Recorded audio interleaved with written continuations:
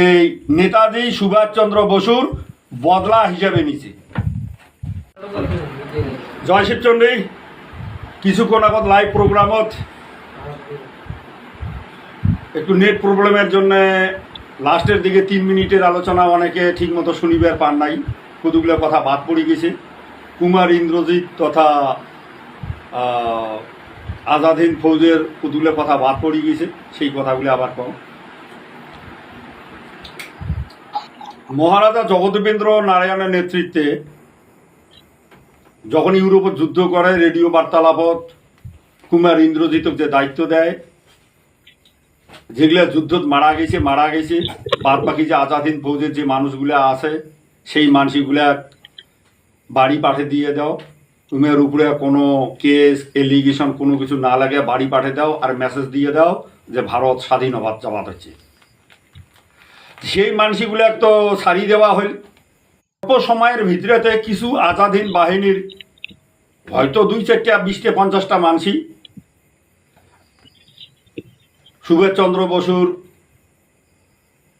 মানে খুব মানে হয়তো বা ভক্তি শ্রদ্ধার নজরে দেখছে। এই যুদ্ধ যখন শেষ হল, সিঙ্গাপুরের চুক্তি হল, মার্কিন প্রতিনিধি উইনস্টন চার্চিল, জগদেবেন্দ্র নারায়ণ আর তেজোর মধ্যে যখন চুক্তি হল সিঙ্গাপুরের, তারপরে যে ঘটনাটা কুচবিহারত ঘটিল, আমরা যতটুকু জানি এখন এই ঘটনাটার পিছনে কায় জড়িত সেই সময়কার কোনো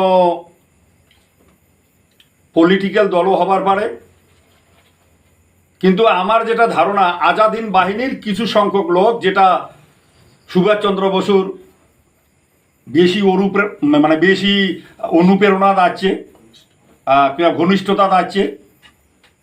তাহলে ইন্দ্রজিতের মৃত্যুর এবারে কাহিনী কই। ইন্দ্রজিতের যেটা বর্তমানে এয়ারপোর্ট আছে এসপি বাংলার সোজা অপোজিটে পুরানা একটা লাল ঘর ছিল। সন্ধ্যাবেলা করিয়া ইন্দ্রজিৎ সেই জায়গাত বসিছে যখন রাজবাড়ির প্রেজেন্ট ছিল।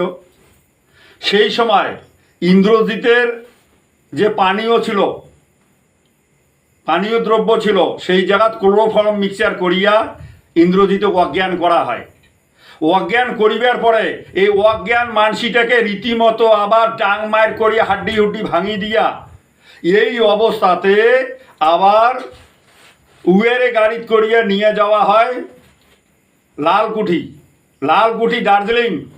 ওই জায়গা নিয়ে যাওয়া সেই গাড়ি আবার রাইততে ওটিতে গিয়ে রিটার্ন করা হয়। আর ওটি দার্জিলিংত ঘুরি বেড়াবার জন্য যে জিপ ছিল সেই জিপত বসিয়া পেট্রোল ঢালি দিয়া কুমার ইন্দ্রজিৎক বেহোশ অবস্থাতে পোড়া দেওয়া হয়।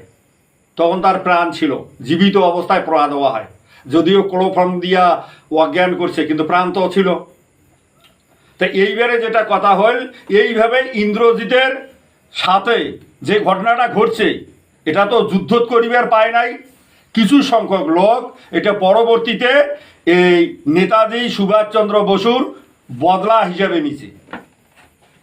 আর পরবর্তীতে যাতে সুভাষচন্দ্র বসুর কোনো অস্তিত্ব তথ্য যাতে না থাকে, এমনকি কুচবিহারবাসীর তথ্য যাতে না থাকে, তোমরা তো ভাল করিয়া জানেন, তার একটা বহু সময় পরে কুচবিহারের রেকর্ড রুম পর্যন্ত পোড়া দেওয়া হয়েছে যাতে কোনো রকম তথ্য না বেরায়।